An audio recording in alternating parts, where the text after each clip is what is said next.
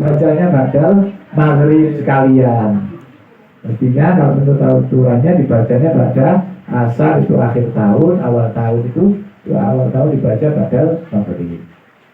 Nah, itu yang pertama. Jadi barang siapa yang mendawamkan membaca suratul kahfi di malam Jumat, maka dia akan mendapatkan cahaya, mendapatkan nur dari Allah Subhanahu wa taala dari mulai Jumat itu sampai Jumat yang akan datang.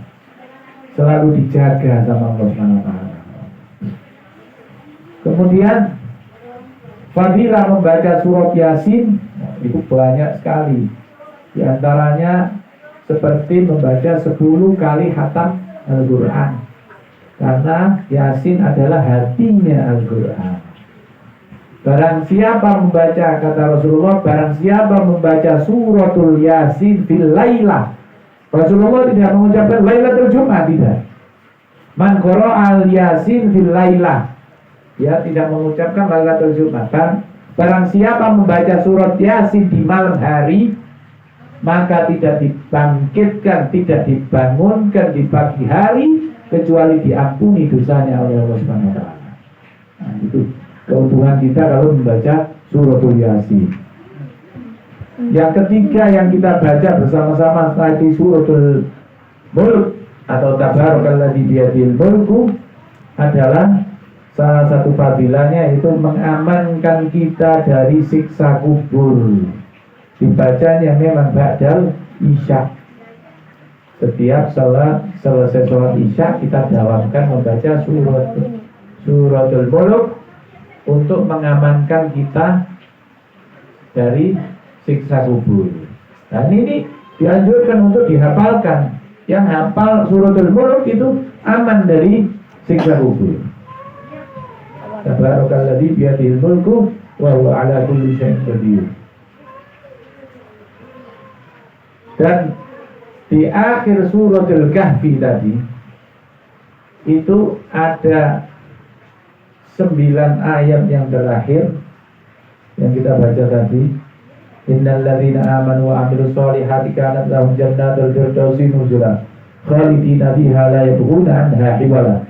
Qul law kana al-bahru midadan li kalimati rabbi lanafida al-bahru qabla an tanfada kalimatu rabbi walau ji'na bimithlihi madada. Qul innama ana basyarum mithlukum yuha ilayya annama ilahukum ilahu wahid faman kana yarju liqa'a rabbih falya'mal 'amalan shalihan wa lam yusyrik bi ibadati rabbih ahada. Barang siapa membaca ayat ini, mendawamkannya ketika akan tidur, maka besok di yaumul qiyamah orang ini akan dibangkitkan oleh Allah Subhanahu wa taala mulai dari ujung rambut sampai ujung kakinya penuh dengan cahaya.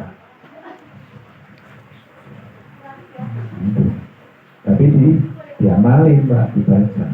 Makanya nggak heran ada satu ungkapan bahwa ibadahnya orang, tidurnya orang alim sama ibadahnya orang awam itu afdol tidurnya orang alim. Tapi ada satu kisah yang mengisahkan ada orang alim tidur di satu masjid di belakang, di sor belakang. Kemudian ada orang awam masuk ke dalam masjid untuk melakukan sholat fardu. Ada setan masuk ke dalam masjid tersebut. Setan tersebut hendak menggoda orang yang sholat, tapi dia mundur karena melihat ada orang alim yang tidur. Ditanya oleh orang yang bisa melihat setan tersebut, kenapa kamu tidak mau masuk, mau menggoda orang sholat ini, kamu mundur balik? Iya, aku memang akan menggoda orang yang sholat itu, tapi aku mundur karena melihat orang yang tidur. Karena yang tidur orang alim. Bagaimana tidak? Karena tidurnya mereka itu diiringi dengan zikir kepada Allah Subhanahu wa ta'ala. Mulai diniatkan Bismikallahumma ahya, Bismika amut, baca doa kemudian baca ayatul kursi, kemudian baca jangan kamu tidur sebelum kamu menghafalkan Al-Quran. Jangan kamu tidur sebelum kamu menghatamkan Al-Quran. Kata Rasulullah SAW. Apa? Membaca apa? 3 kali suratul Ikhlas. Jadi setelah baca ayatul kursi, baca 3 kali suratul Ikhlas, kemudian mu'awwadzatain, qul a'udzu birabbil falaq, qul a'udzu birabbin nas, terus akhir suratul kahfi, terus baca suratul tabarak, terus dibaca seperti itu. Jadi sampai beliau tertidur. Jadi tidurnya ini diiringi dengan zikir kepada Allah Subhanahu wa taala. Makanya tidak mengherankan kalau ulama-ulama besar dahulu itu semua mendapatkan kedudukan tinggi di hadapan Allah Subhanahu wa taala. Karena apa? Karena berkat usaha dia untuk mendekatkan diri kepada Allah Subhanahu wa taala tersebut. Mujahadahnya besar. Bukan apa istilahnya orang di sini, ujuk-ujuk apa?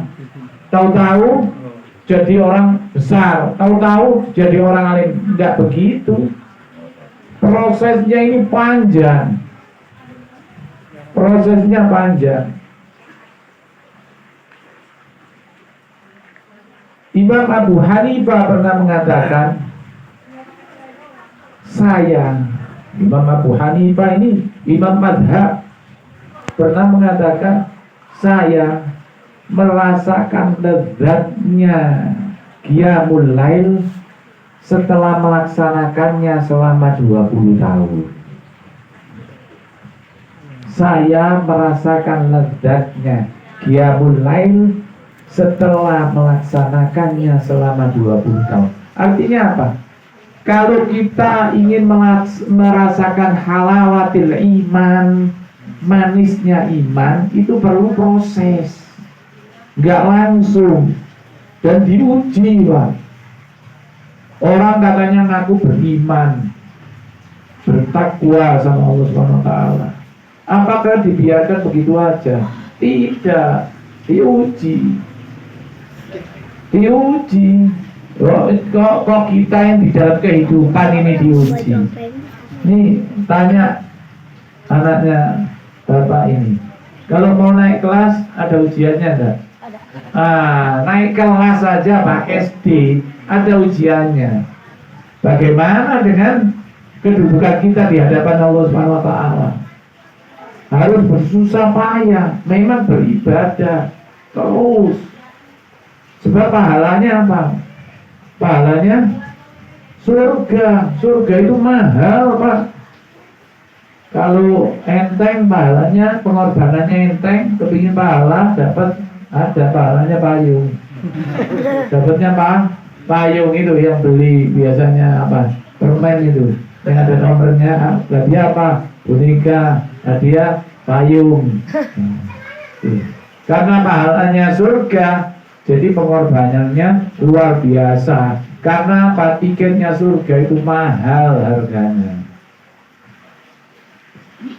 Sebab yang dikoreksi besok itu ruh wal jasad. Jasmani kita dikoreksi, ruhania kita ini dikoreksi. Loh kok bisa tahu dari mana? Allah Subhanahu wa taala berfirman di Al-Qur'an, "Inna sam'a wal basar wal fu'ad kullu ulaika kana anhu mas'ula." Waktu ayat ini turun, itu sahabat Nabi bilang apa? Inna lillahi wa inna ilaihi raji'un. Kata Rasulullah, kenapa kamu mengucap seperti itu?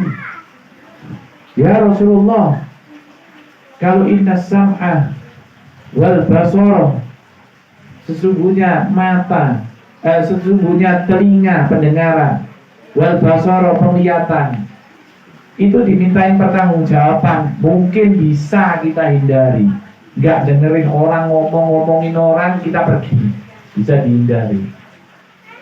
Wal basara, penglihatan kita melihat apa-apa yang tidak diridhoi Allah Subhanahu wa taala kita bisa pergi.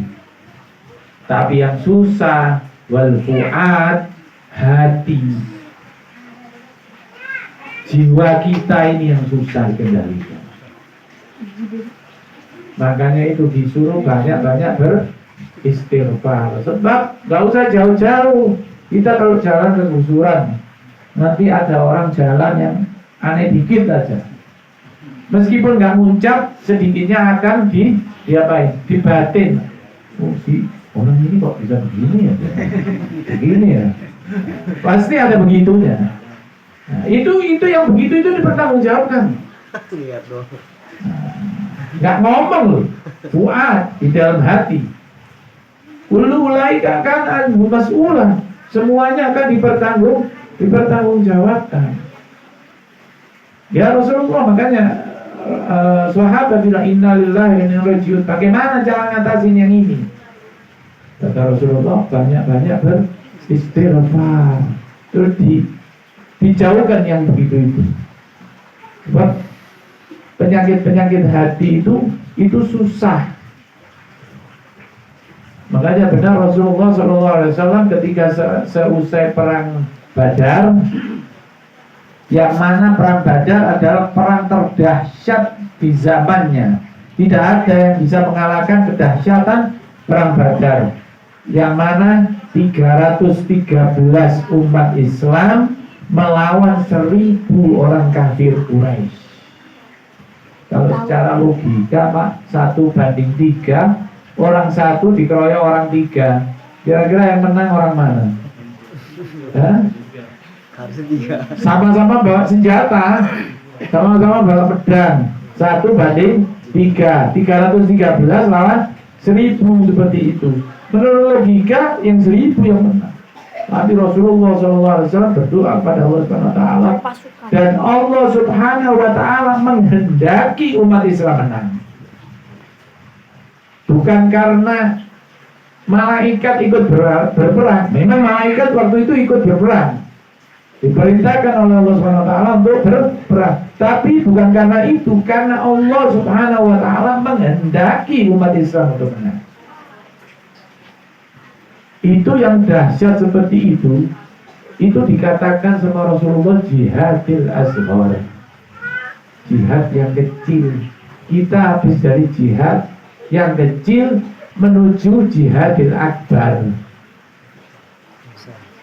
jihad yang besar. Apa itu ya Rasulullah jihadil akbar yang mengalahkan perang Badar? Jihadun nafs, perang melawan hawa nafsu. Karena apa? Musuhnya gak kelihatan. Musuhnya ada di dadanya sendiri. Musuhnya ada di pikirannya sendiri.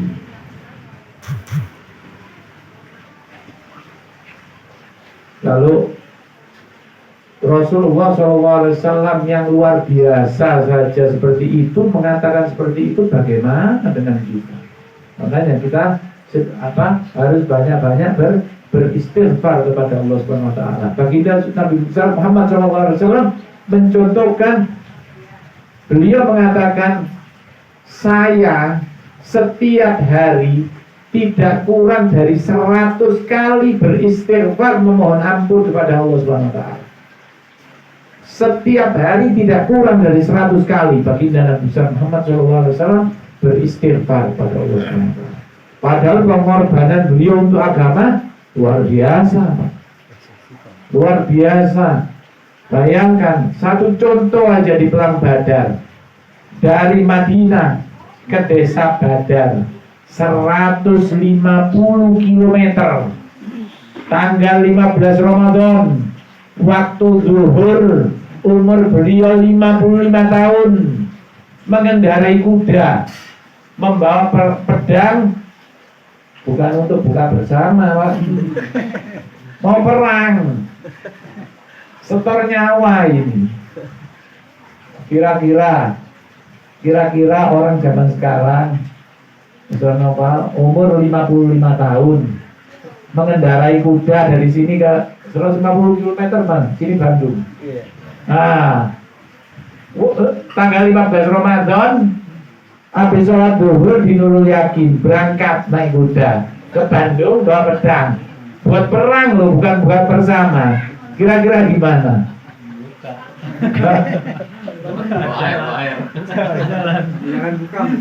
Buka di jalan.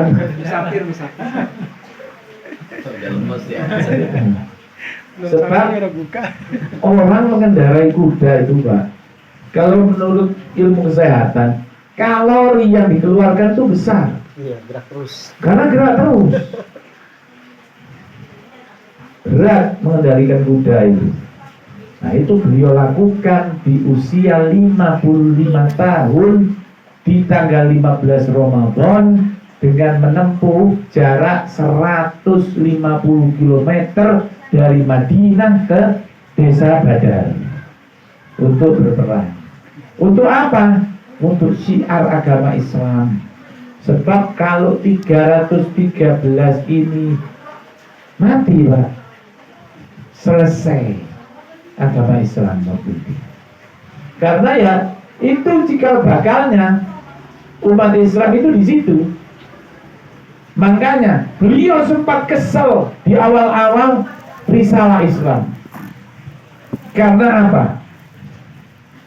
Karena ada 70 orang tahfidz Al-Quran dibantai oleh orang-orang Yahudi di daerah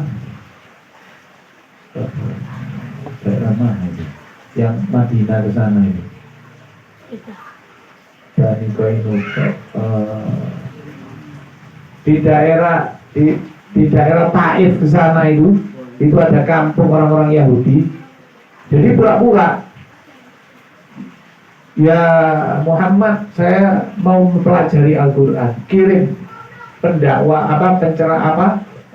pendakwamu, dikirim 70, tapi ternyata 70 orang tersebut dibunuh di tengah jalan oleh orang-orang Yahudi. Rasulullah tahu dari mana? Diberitahu oleh malaikat Jibril, ya Rasulullah, 70 orang tadi yang kamu kirim telah syahid. Nah, beliau marah.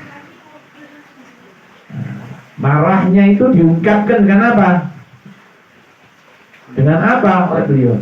Dengan qunut. Nah, itu awal ceritanya orang membaca qunut. Qunut nazilah. Itu lama itu Pak. Tapi bunyinya enggak Allahumma hdina biman hadait, enggak. Awal-awalnya enggak begitu. Melaknat orang-orang Yahudi. Dan itu dilakukan selama 40 hari. Sampai akhirnya Allah Subhanahu wa taala mengutus malaikat Jibril untuk mengubah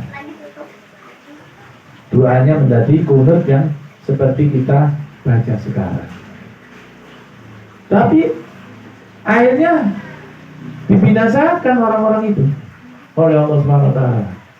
Tapi Rasulullah tidak memerangi dalam arti fisik, tidak. Sebab Rasulullah tidak memerangi itu dicegah oleh Rasulullah sendiri. Tidak. Walaupun bukan dari dia, saya masih tetap berharap dari sulbi dia nanti akan lahir keturunan-keturunan yang mana keturunannya akan masuk ke dalam agama Islam. Terbukti omongan beliau. Banyak orang-orang Yahudi yang memeluk agama Islam. Itu karena apa? Karena mujahadah beliau yang luar biasa. Yang kalau kita sebagai umatnya barangkali nggak sanggup meniru apa yang beliau laksanakan. Bayangin aja, ngasih orang makan di pasar, orang Yahudi sudah tua, buta, yang dikasih makan disuapin tiap pagi. Setelah orangnya pergi, orangnya dicaci maki, difitnah di pasar. Kira-kira kalau Pak RT begitu gimana? Pak RT ke depan situ yang ada tukang dagang di sono yang jual sayuran. Kok siapa itu yang di depan? Munur. Ya, Pak Jujum. Ya, di sono. Nah, di situ dekat situ yang ada tukang gerobak jual nasi goreng biasanya kalau malam. Nah, itu ada Yahudi sudah tua, buta, suka duduk di situ.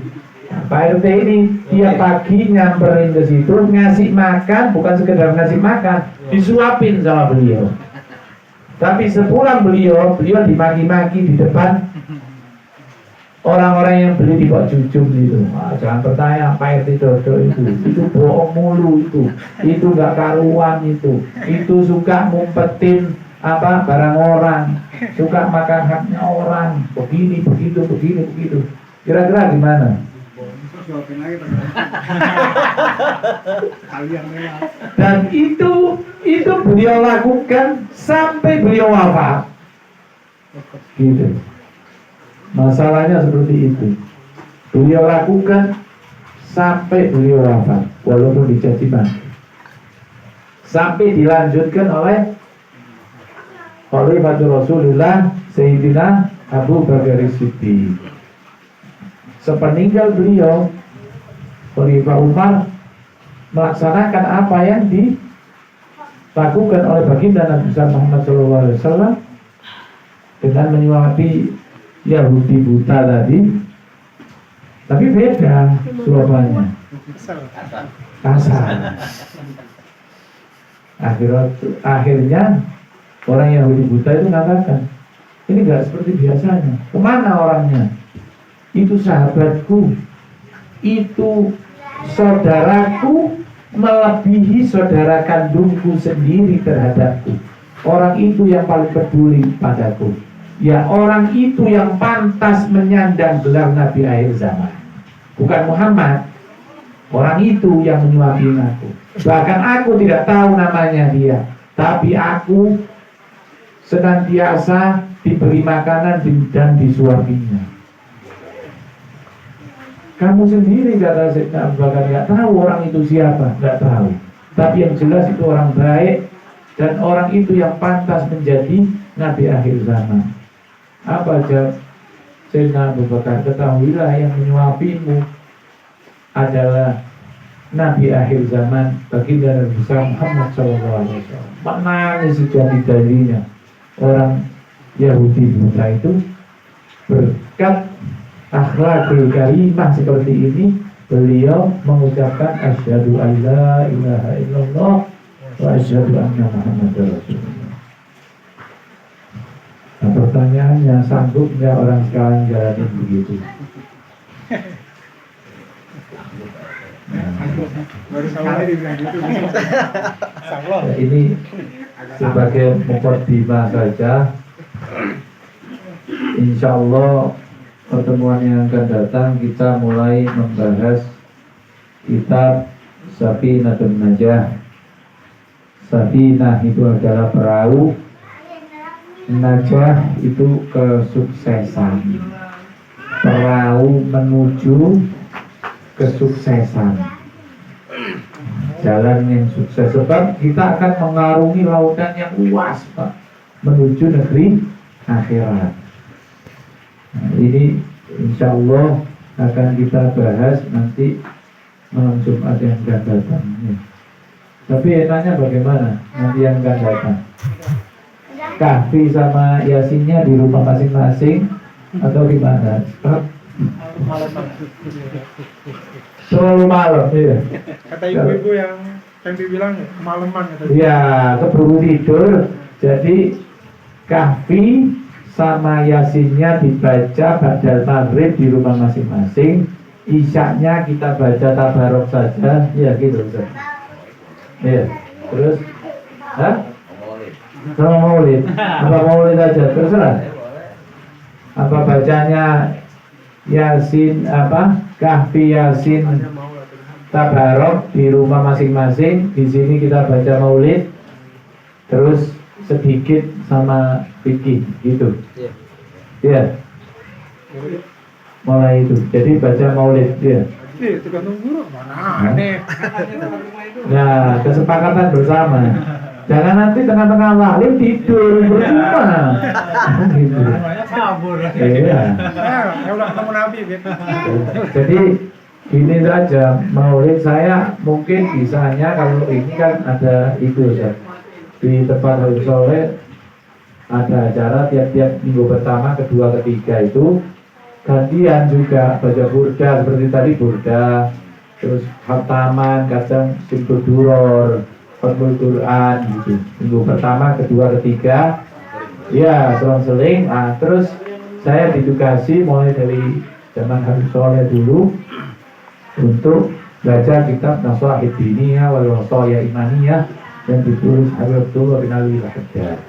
Nah, itu saya jalankan sampai sekarang, mulai dari sudah berapa tahun, berjalan lama di rumah beliau. Dan saya cuma menjalankan amanah beliau karena saya ditugaskan untuk misi di sana. Ya, nanti yang maulid Ustaz Noval, nanti saya sedikit aja ngisinya, ayo. Ikut aja.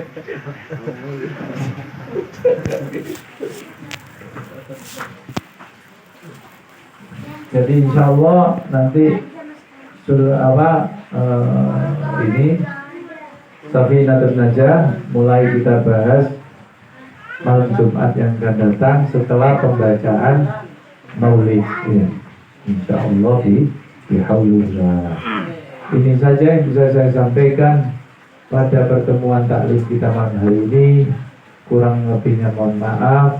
Wallahu a'lam bishawab. Al-Fatihah.